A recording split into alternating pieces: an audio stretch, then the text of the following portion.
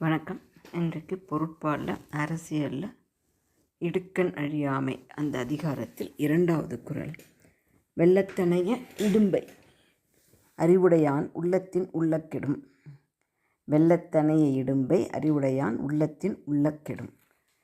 இந்த குறள் பாருங்கள், எப்படி ஒரு அழகாக எளிமையாக ஒரு பதில் சொல்கிறார். எதுக்கு அப்படின்னா, நமக்கு ஒரு துன்பம் அப்படின்னு வந்துருச்சுன்னா இந்த துன்பம் எப்படி போக்கிக்கிறது அப்படின்றதுக்கு ரொம்ப அதை விட எளிமையாக ஒரு வழிமுறை இருக்கவே முடியாது. அப்படி ஒரு வழிமுறை சொல்கிறார். என்ன அப்படின்னா, உள்ளத்தின் உள்ளக்கெடும் அப்படிங்கிறார். இங்கே மனசில் அந்த துன்பத்தை பற்றி ஆழமாக யோசிச்சிங்கனாவே அது போயிடும், துன்பம் போயிடும் அப்படிங்கிறார். ஆனால் யாரை அப்படி சிந்திப்பாங்க அப்படின்னு சொல்கிறார் பாருங்கள். அறிவுடையான். அறிவுடையவர்கள் ஒரு பிரச்சனைன்னு வந்ததுன்னா அந்த பிரச்சனையை பற்றி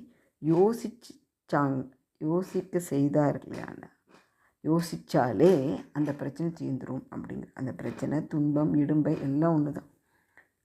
ஆனால் இங்கே இந்த இடும்பைனா துன்பம். இடும்பைக்கு ஒரு முன்னாடி ஒரு அடைமொழி கொடுத்துருக்காரு. என்ன? வெள்ளத்தனைய. வெள்ளம் அப்படின்னாக்கா காட்டாற்று வெள்ளம்னு சொல்கிறோம் இல்லைங்களா? அப்படி பார்த்திங்கன்னா அதுக்கு என்ன குணம் அப்படின்னாக்கா, அந்த வெள்ளத்துக்கு கரை கண்டுபிடிக்க முடியாது. இங்கே தான் தொடங்குறது, இங்கே தான் முடியுது அப்படின்னு வெள்ளம் வந்ததுன்னா தெரியவே தெரியாது. எங்கே பார்த்திங்கனாலும் ஒரே தண்ணியாக இருக்கும். பார்த்துருக்கீங்களா? அது கடலில் வெள்ளம் அப்படின்னு சொல்கிறது இப்போ இல்லை. ஆனாலும் கடல் பொங்குச்சு அப்படின்லாம் வச்சுக்கோங்களேன்.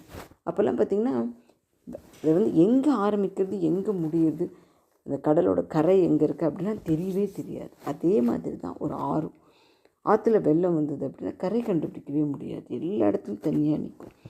அப்படிப்பட்ட துன்பமாக இருந்தாலும், அதாவது கரையே காண முடியாத துன்பமாக இருந்தாலும், அறிவுடையவன் அவனுடைய மனதில் அந்த துன்பத்தை பற்றி நினைத்தாலே அந்த துன்பம் தீர்ந்துடும் அப்படிங்கிறார். எப்படி சாத்தியம் அது அப்படின்னா, அறிவுடையவனுக்கு தான் தெரியும். இன்பம் துன்பம் இரண்டுமே ஒரு மனதினுடைய நிலைகள். ஒரே விஷயம் நமக்கு இன்பமாக இருக்குது, இன்னொருத்தருக்கு துன்பமாக இருக்குது இல்லைங்களா? அதே சமயம் நம்ம ஒரு சமயத்தில் நமக்கு துன்பமாக தோன்றுறது, இன்னொரு சமயத்தில் துன்பம் இல்லாமல் இருக்குது. இப்படி நம்முடைய வாழ்க்கையிலே நமக்கு மாறி மாறி இருக்குது. அப்போது எதுவுமே நிரந்தரம் இல்லை, இதுவும் கடந்து போகும் அப்படிங்கிற மாதிரி.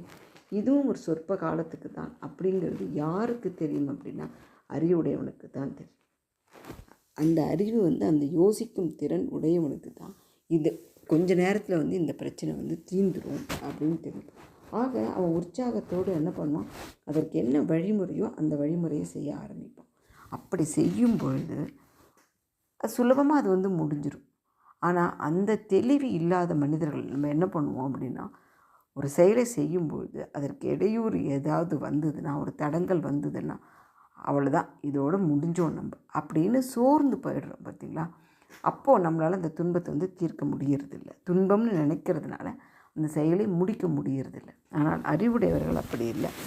இதுவும் ஒரு சவால் தான், என்னால் முடியும், இதற்கு என்ன தீர்வு அப்படின்னு நிதானமாக யோசிக்கும் பொழுது, அவர்கள் மனதில் நினைக்கும் பொழுதே அது கெடும் அப்படிங்கிறார். அதனால் தான் இந்த 2 பாட்டிலையும், முதல் பாட்டிலையும் இந்த பாட்டிலையும் ஊழ், பொருள், உடல் இந்த 3 நாளையும் ஒரு செயலை செய்கிறதுக்கு இடையூறு வரலான்னு பார்த்தோம். அந்த ஊழினால் வரக்கூடிய துன்பத்தை தீர்ப்பதற்கான உபாயம் சொல்லியிருக்கார். சரிங்களா? நாளை அடுத்த குறள். நன்றி.